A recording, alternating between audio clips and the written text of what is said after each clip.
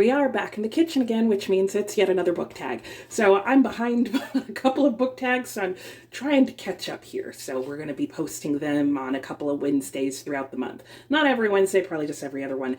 Anyway, let me go ahead and get going. Today we are doing, as if there's more than one of me, I am doing the Reader's Profile Booktube newbie tag, which is created by Hillary at Book Bustles. And I was tagged by... Darn, I didn't check. I have no idea who tagged me. I'll put their name on the screen. I was tagged by them. So sorry, I meant to check that and totally forgot.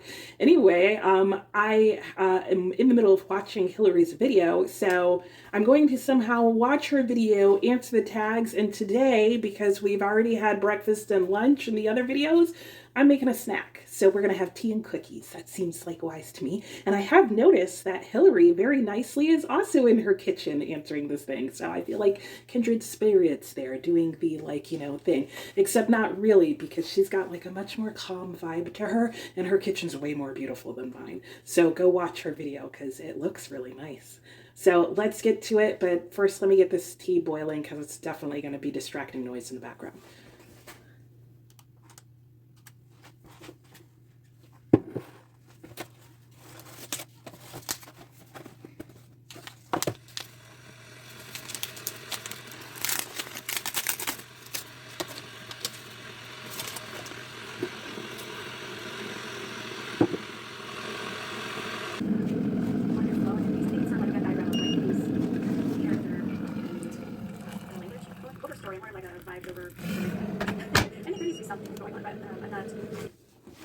Okay, so while the tea is steeping and Hillary is chopping her vegetables over there, she just told me what makes a good book for her. So let me share what makes a good book for me. So a good book to me is a book that is well-paced. Oh, hang on.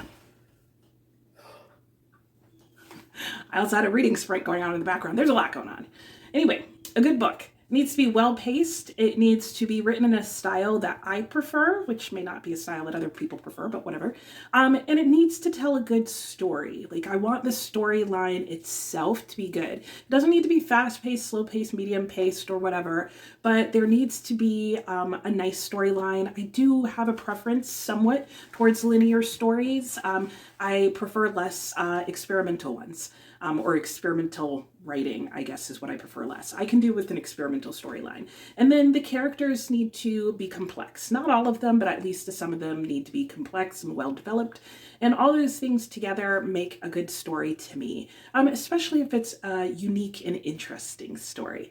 So my tea is now steeping away here. I'm having red rose tea, which in my opinion is one of the best black teas you can get. If you haven't tried it before, this is the green decaf box, and they have a blue box that is like caffeinated, and both of them just make the nicest, smoothest cup of black tea, like perfection. Highly recommend.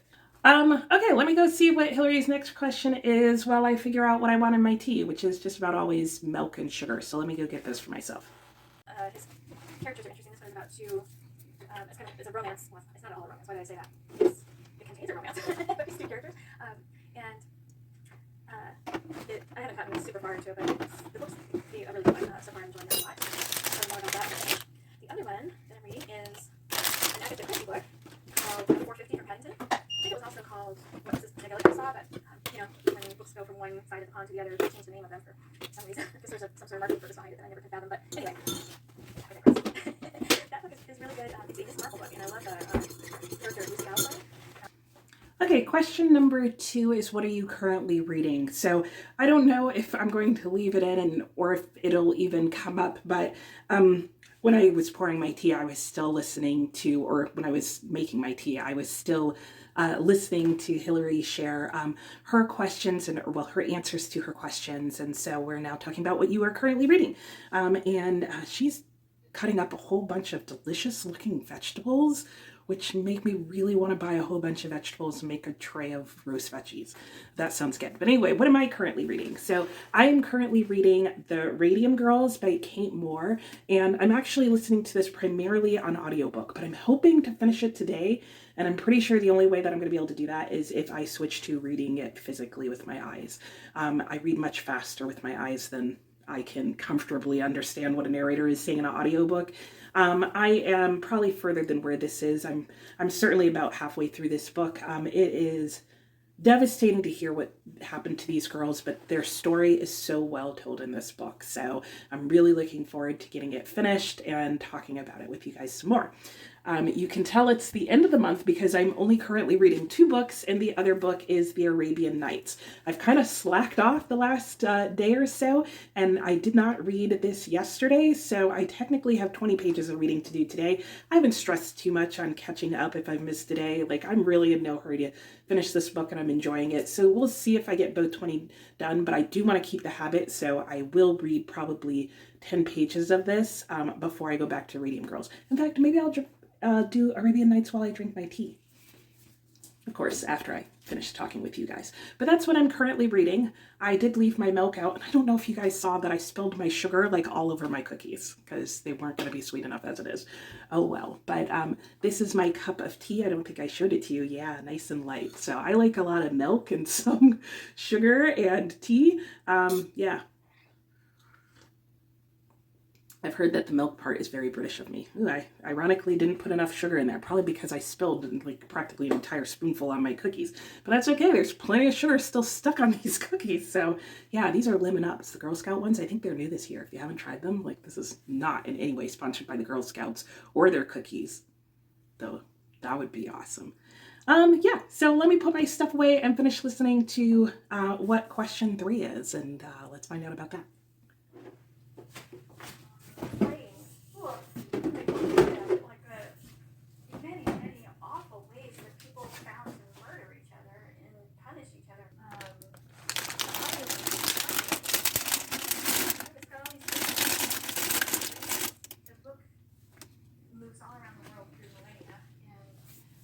Okay, so I don't know how much of that footage I will keep in here because some of it included my extremely messy pantry for you. But question number 3 is, what's the last book you didn't finish and why? And so I have a new one that is Blood Red by Gabriela Ponce. This is actually really disappointing for me. So this is by an indie publisher and part of my subscription box. I was excited to read this book. Partially because it's a translated work and I'm trying to read more translated work, more books written from around the world. And I very quickly realized this book just wasn't for me. It wasn't what I wanted to read. It wasn't where I thought it would go. It just went to places with her relationship and this man that I just didn't want to go. This is definitely not closed or anything. Everything was pretty open. And speaking of things that were open, she also gets into one of her phobias, which I don't think is a phobia that I have, but wow, yeah, content warnings, because like, even if you don't have that phobia, the way it's described will take you there, and if nothing else, it was gross. Like, that was just my experience of the opening of the book. There were like multiple things that grossed me out, and I was like, I don't want to be grossed out. Every page I flipped to was just more stuff that I was like, I don't want to read that. I just don't. So, that's the most recent book I DNF'd. Took a little tea break there. Ate one of my cookies. Listened to some more of her video. I think she's now chopping bread. I don't know what happened to the squash. Now I'm really wondering what she's making. Maybe panzanella? Is that what it's called? Anyway, I'm sure I'll find out by the end. Question number 4 is, what obscure book do you wish other people would read? And I think for me, I think of 2 books that come to mind. And both of them, interestingly enough, are fantasy. One of them is H.G. Parry's The Unlikely Escape of Uriah Heep. I think if you are open to different genres and you like Victorian literature, this is a book you've got to read. And if you just like fantasy, this is a book you've got to read. This is a book with such a unique premise and such interesting characters that are well known in Victorian literature at least. And it's just enjoyable. It's pretty well paced. It's one of those things where you just don't know what's going to happen because you can't even like solve sort of the mysterious elements of what's going on. I had a lot of fun reading that book. The other book is also a fantasy, but it's a fantasy series, and that is The Legend of Monpress. I don't even remember how I first found out about this book series, but it is kind of like if you took the Three Musketeers and turned it into a slightly fantastical story, or something along those lines. Or maybe The Princess Bride and you added in a few more characters. I don't know, but it's got swords and swashbuckling, if you will, but it's in a very fantasy fantasy setting with magic, and, you know, there is sort of like a, the unlikely hero, the reluctant hero, what is that phrase when it talks about the hero who doesn't actually want to be the hero, but he is the hero? There's multiples of those in the story, and I love that trope.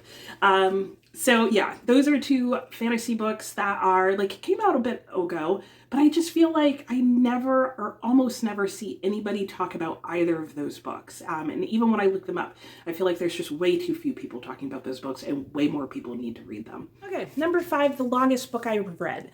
According to Storygraph, that would be Clarissa by Samuel Richardson, coming in at 1,536 pages.